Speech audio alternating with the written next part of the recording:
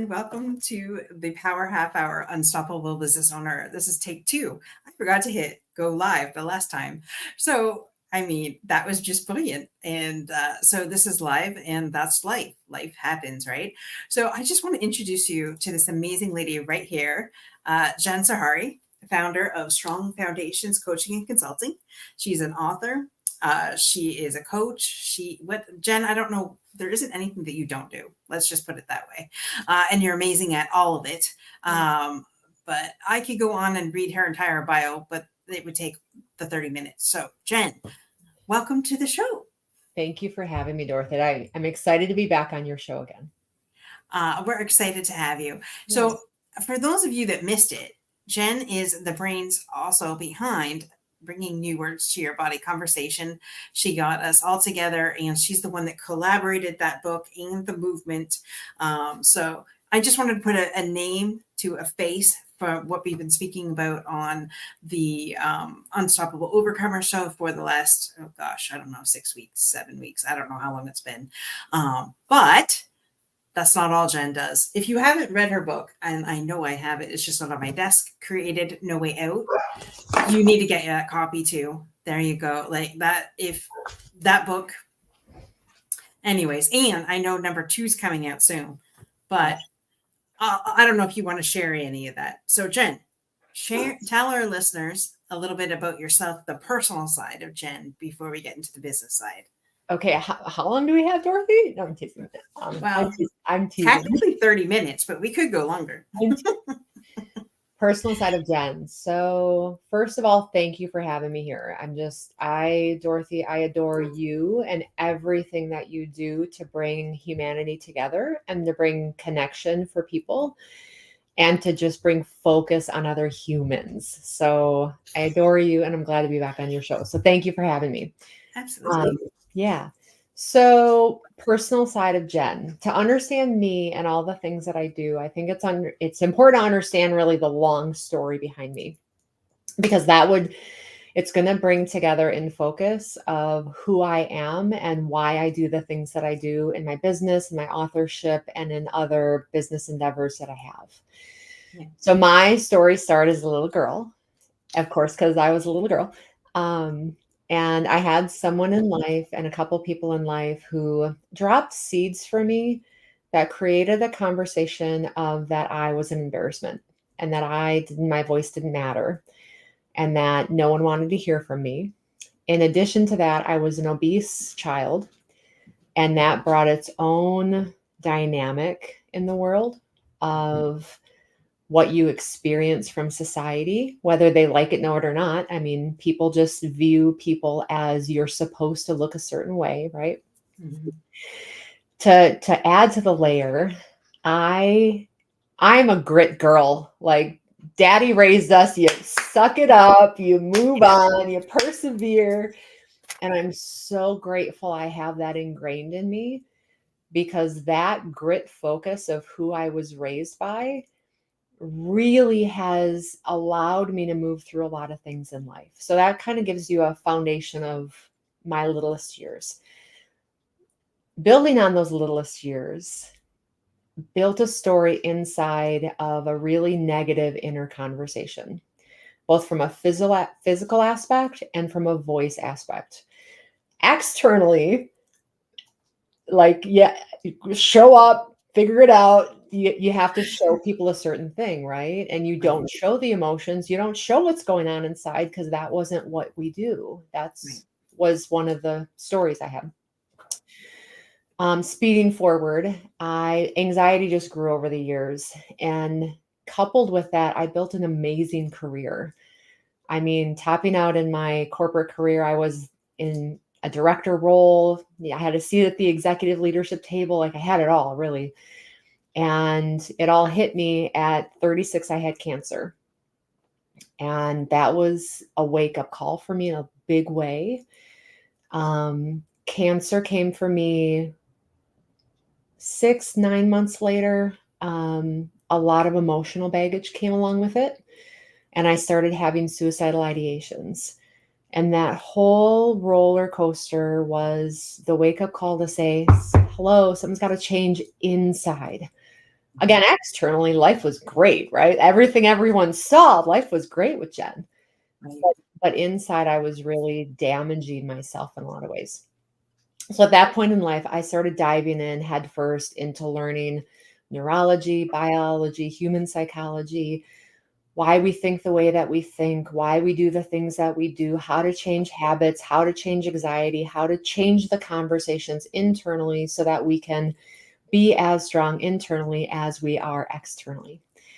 And that took, I mean, it's been a journey in the last 11 years unraveling a lot of that. And I knew at that point, it probably wasn't even 2 years after that point that I knew I wanted to make a bigger impact on the world with other people. Because every day in my job, in my career, I saw the same thing impacting other humans in work environments every day. So, um, 40, I started my company and I haven't looked back. I know I'm going business, so I'm going to finish the rest of it, just because it's going to bring forward a lot of other things.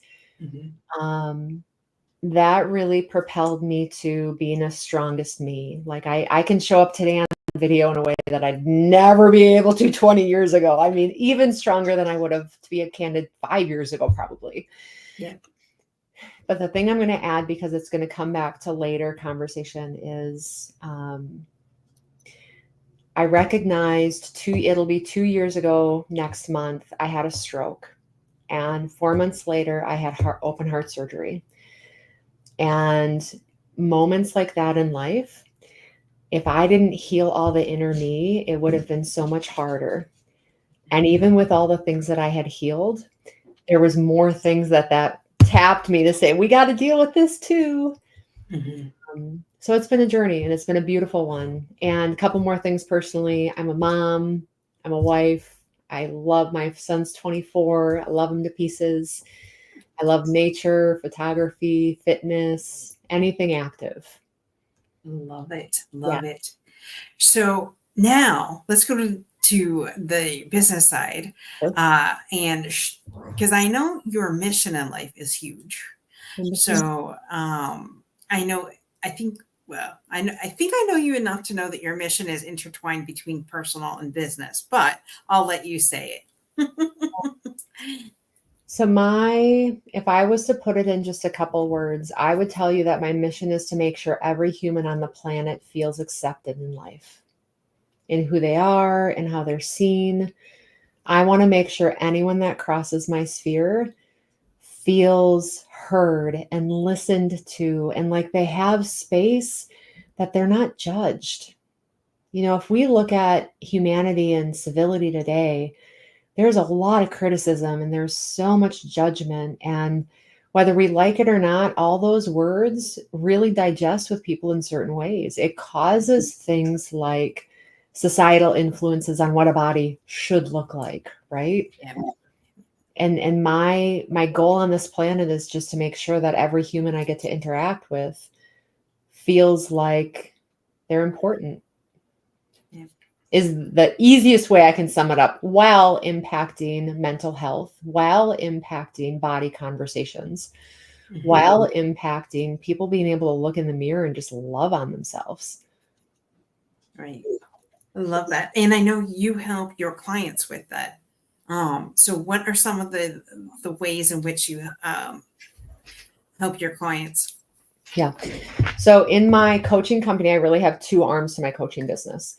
My coaching, I have one-on-one coaching arm of my company. And in that aspect, we provide one-on-one coaching services in multiple areas, but the predominant areas are anxiety, mental health, mindset, food addiction, body, weight, health.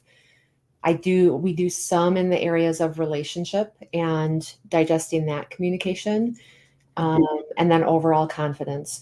The overarching of what I like to say is essentially it's all about communication, right? Because all of those aspects, either it's intercommunication, how we're communicating with ourselves, or external communication, how we're communicating with other people. And if we get really good at communicating both with ourselves and others, it's a game changer in all those aspects of life. Right. And then the other arm of my company is when I was in corporate America. So I spent 15 years with a staffing company. And in the role that I had the opportunity to work with thousands of companies and hundreds of thousands of people. And I saw this consistent pattern of all these humans going to work every day with all these human problems and all these human conversations, but work needed to be done, right? And there were so many times in my role that I wanted to bridge the gap to say these humans need different support so that they can work to the level that you need them to work in. And that just, it wasn't something that was available at the time. Um, so that arm of my company, I actually offer life coaching services to businesses and consulting services to businesses that help bridge the gap of communication within the workplace so that we can reduce the conversations of toxic workplace, so that we can minimize the bad bosses, bad employees conversation, and just recognize and understand, if we understand people's way of being, right? If we understand their way of communicating, and we teach people how to communicate with people who are different than them, then we can close some of those gaps. 100%. 100%. You're right. Communication's key. And sometimes, for whatever reason, especially if you've had backgrounds like, well, I won't say you, I'll say me, where communication wasn't big in the home, right? If it was communication, it was sarcasm or putting people down or within the home. And so or we just didn't communicate. So either you were, and kids were to be seen and not heard in our home. A lot of the times until we grew up and, started helping around, the house and things like that. But it's just, you're right. And then you think that's normal. And then you grow up and then you go into the workplace or you get married and then your spouse has a different communication style. And it just can be nerve wracking if you don't have the proper tools that Jen can give you in order for you to communicate effectively. 100% right, Dorothy. And the fact is as humans, it's human behavior to think that we're right, right? Because our brain is not going to say you're wrong. Yeah. Our brain wants to find ways to make us right within all communication. So until we're aware of the fact that there's other ways of being and accept the fact that there's other right ways, it can make it challenging, and it can make it feel like the right way to live is to criticize, is to be in households that we don't talk about things that should be talked about. Right. 100%. And I would assert that would be most families in America today. It's funny. I was in college and we had an adult student in our class, and I went to her house and it was like June Cleaver. It's like the way she communicated, her and her husband, it was like so loving and so, oh, this is so nice. And I'm like, what the hell? Like, did I walk into a time warp? Because I'm like, this is not what I was used to. And I mean, there was love in our house. Don't get me wrong. It wasn't. It was just how we knew how to communicate at the time. Yeah. And but it was just like walking in her house. It was just like, who are these people? And like, seriously. And I give them kudos. And I thought, when I get married, that's the kind of home I want. Right. But we ended up with somewhere in the middle. Yeah. Well, and that's the thing is, first of all, and I have to mention it, and Dorothy, you know this about me, but there's no judgment in any of this, right? It is just, I genuinely believe that every human is doing the best that they know how to do at any present moment of life. And then when they know new information, then they can choose if they want to use or do anything with that information. But to that point, I believe, well, and I know it from just my own experiences with clients that I work with, there's all different dynamics of households and ways of parenting throughout the world. And some are more nurturing, some are more grit focused, some are more in between, some are more sarcastic, some are less sarcastic. Like, we have the whole dynamic. And Yeah. And it's hard to say that there's any one right answer. Yeah. 100%. And you're right. I mean, and when people know better, they do better. Awareness is key, right? Right. And that's a lot of what I've been learning over the last 6 months of when you're aware of it, then you can change it. But you only knew so much, right? To the degree that you knew is the degree that you can communicate on. Right. And desire, right? Like it's both. It's awareness, but we have to have the desire to want to put that awareness in action. Yeah. Mhm. Yeah. 100%.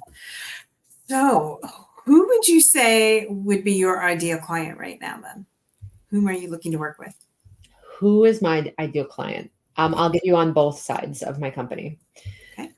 On the side of the companies that I work with, my ideal company to work with is if your company is in the conversation of we're having communication issues, we're having cultural issues, or we need it built, right? Like there's newer companies that I work with that I consult with that I help them build the right communication and cultural plans so that we can get everyone on the same page, which is really important.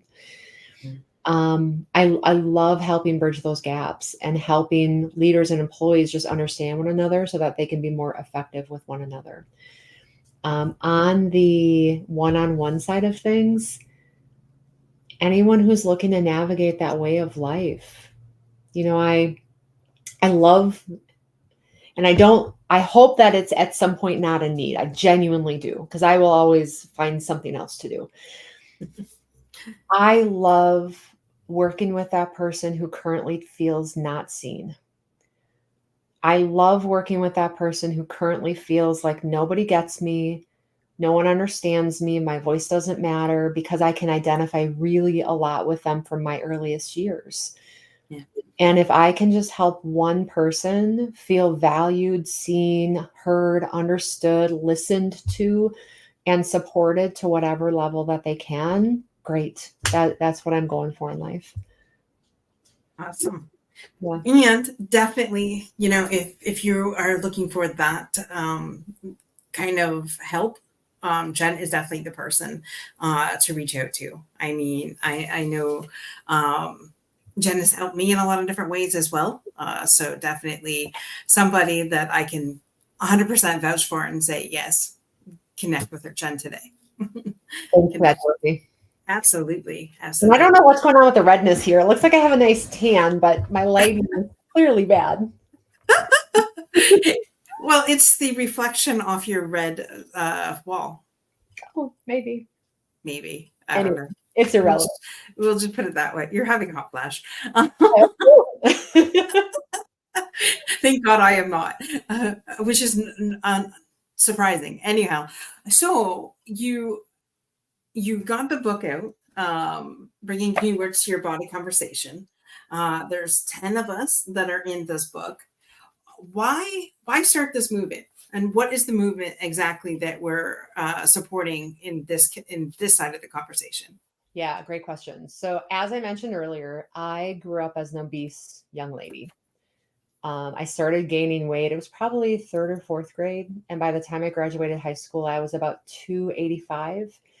By the time I started losing weight, I was about 305. And when I let go of the weight, I lost about 160 pounds. Wow. And when I lost the weight, and it was early 20s, and I've kept off the bulk of the weight other than hormonal weight that likes to kick in the 40s. I've kept off the bulk of the weight for decades.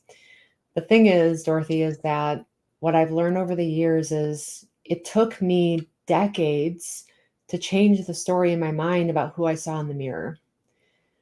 And both when I was in corporate America, but especially since I started my company, over and over, I've heard women and men shame themselves about the body that they're in and shame themselves about how other people talk to them about the body that they're in and the looks that they get and the emotions that they feel. And I can't tell you how many tears have been shed in conversations with clients about this body conversation, but this is our body, right? Mm-hmm. This is the only vessel we get. Yeah. And 100%. yeah, and that's where my desire on this one came from, because I want every person that needs it to know that we align, right? Like there's other people who get you. There's other people who understand the situation that you're in, not yours directly because that's impossible, Right. but in generality. And I don't know if it'll happen in my lifetime, but I really hope in some lifetime we change the trajectory as a society of how we look at other humans Yeah. beyond what we see on the surface. Because I can tell you, I know people who are very thin and who on the surface look healthy, who are very unhealthy.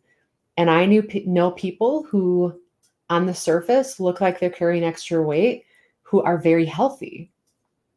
So it's not Mhm. always a full picture. I remember I went into over here in Canada, we have Shoppers Drug Mart. I know you guys have CVS.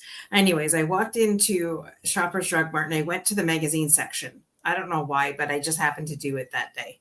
And on the front cover of Health magazine was I knew her name before I went to go say it. Her last name is McGrady. I want to say Heather, but I don't think that's right. Mindy. No.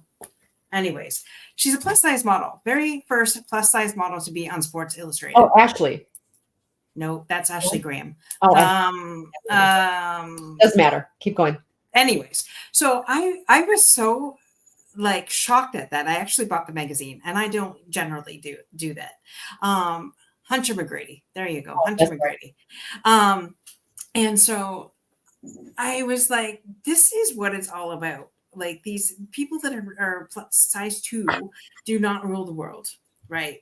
And or they think they do, and that's okay. In their world, they do, but society has made that that's the norm, and that's what you should look like, and that's what you should, be.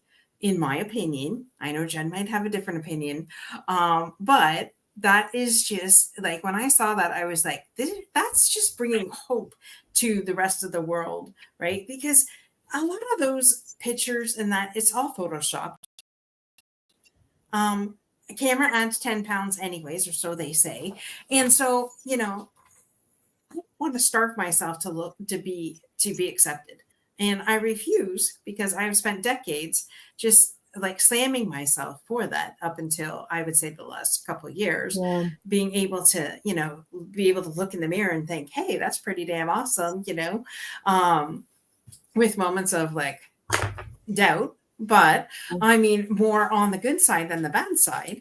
And but when I saw that 3 years ago on the front Hunter on the front cover of Health magazine, I was just like, it's about damn time. Yeah. Yeah. I have so many thoughts on this one, Dorothy. Here's the thing, and I'll again put in perspective of my own life experiences. Yeah.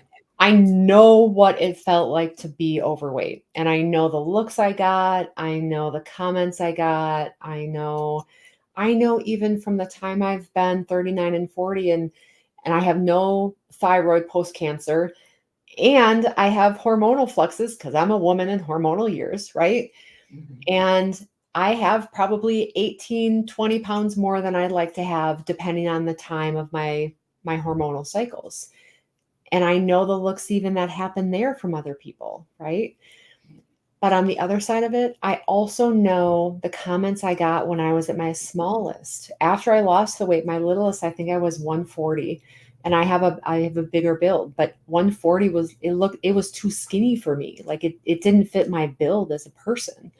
Right. I can't tell you how many comments I got that you look sick, you're too skinny, you're too this. Well, who are we to tell anyone anything about how they look, right? Right. And So on one end, then you get the looks because you're too big, and on the other end, you get it because you're too small. Why can't people just shut the hell up and just accept people the way they are? well, and that's where my point comes in of how can we just be accepting as humanity to say, okay, we're all humans and who's the person underneath the skin? Fantastic. If that person wants to change their weight, whether they want to gain weight or lose weight, then that's on them, Yeah. right? That's not for us to choose or decide, in my opinion. Um, And again, I hope we change it at some point. I do think we're making some shifts in some areas, and I think we have a lot of work to do. I mean, just seeing some of the harsh comments that are made on social media about people, again, on both sides of that spectrum of conversation, we have work to do to just be more civil in our humanity.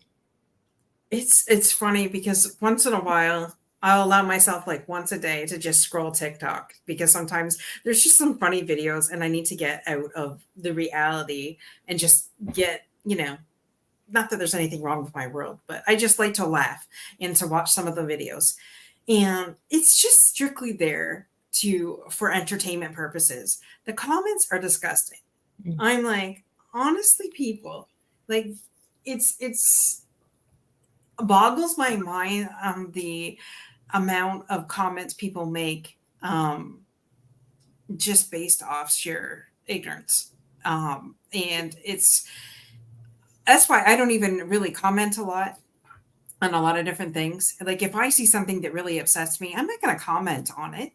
That's that person's prerogative, right? I just might not go back there again.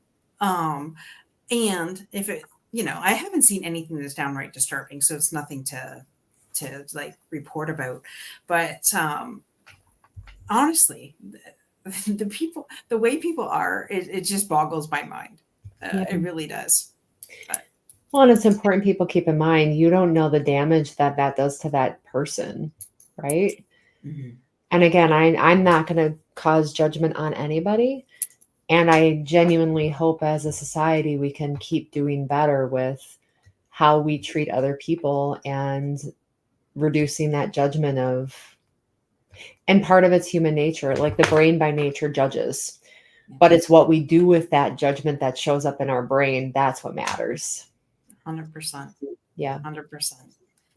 So now this group, because I know you have a group for your body conversation as well. Do you want to talk a little bit about that in the last remaining minutes that we have? Yeah. And I'd love to talk about created for a couple minutes because that's Sure. Yes. the biggest thing on my heart. Of course, all of it's on my heart, but that one's is such a big movement that I'm working to make. So I have two new initiatives that have recently come about. One is actually a texting platform. And again, as I mentioned earlier, I want to make sure every human feels like they have space to be heard and seen with no judgment, no possibility of here's what someone's going to say about it. So I started a texting platform that people can both get inspired and have pondering questions on a daily basis, but then also on the back end, they can just dump all of the things that they're feeling and thinking and what they have on their mind so that they have space.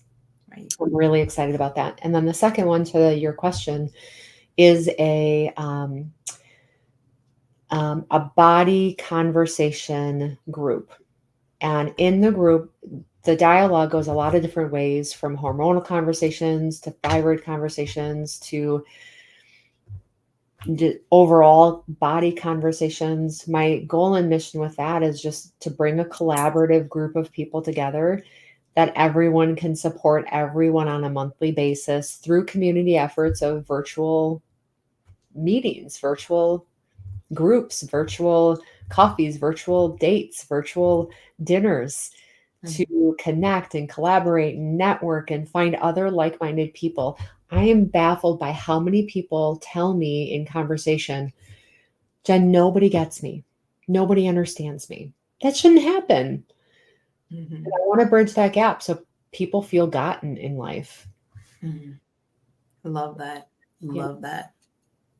Thank you. So definitely go to Jen's website, which is scrolling across the bottom, www.jenzahari.com or www.yourbodyconversation.com.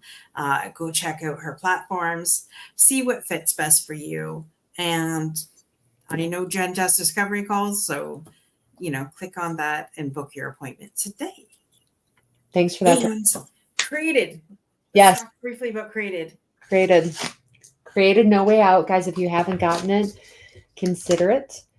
My disclosure on getting your hands on a copy of the book is it can be triggering, right? I write about, so backing up. Created is about Dorothy. I know we're at 5 o'clock. Can we go slightly over? I'm good. Created is about a woman named Faith who is ready to end her life due to suicide. And she's a mom. She's a mom of 3. She's a wife. And she's found herself in this situation of despair and life can't ever get better and negative conversations.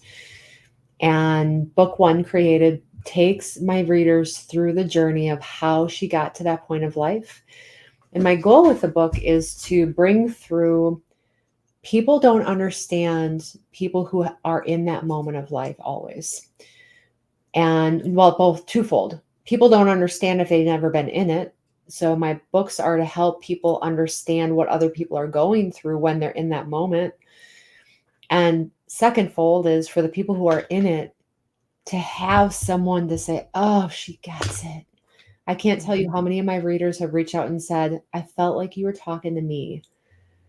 And that's exactly what my goal is, so that we can help the growth of everybody to get out of that negative, harsh, detrimental, depressive conversation in their mind.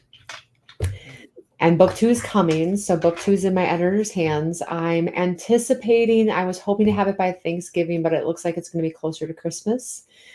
And book 2 really brings through, and I don't want to wreck book 1 for anybody, but book 2 really brings through how to get out of it when you're in that headspace, if you're in that headspace. And again, to help anyone who has never felt it before understand what goes through in the mind of someone who's in that tough space. Right. And I love that the series, like absolutely love it. I promote it to everybody. So definitely go to Amazon and get your copy today. Or you can go on Jen's website and get it off her website too. But definitely is a book that you must read. And I can't wait for book 2 to come in. Yeah, soon enough, Dorothy. And you had a sneak peek because you've been a beta reader, so. Well, there is that. There's that. There is that. I get it. Yes, it's different. It's good. It's the same but different. I get it. But I really want the readers to be able to get their hands on it, because it is life changing. As somebody who's lost somebody to suicide, I know what it's like to be on the other side. And I would deal with veterans quite often, helping them and their PTSD and their suicidal ideations, and knowing that, wait a minute, don't make a lifelong decision in moments of despair. Right. And I'm not making light of those moments, trust me, because I've been there.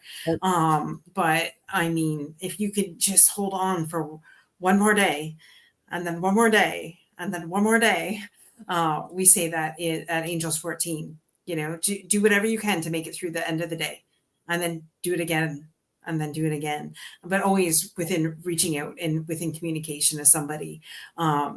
And if you're really in the thick of it, there's always 988, or, pick up the phone and call a friend. I would rather somebody call me at 3:00 in the morning instead of going to your funeral. Yeah, agreed. 100%. And it's unfortunately getting more and more prevalent in society today. And we have to make a change. We have to do something differently with humanity, to treat people differently, to help them not get to that place that they feel like nobody gets them, that they feel like they can't talk, that they feel that they can't vocalize their feelings because they're going to get judged. Yeah. So, yeah. It's funny because I know the Mental Health Society, they've got so much great stuff out there, but there's still a stigma, even though people say there isn't, but there is. Because, and depending on the person's job too, they feel like they can't be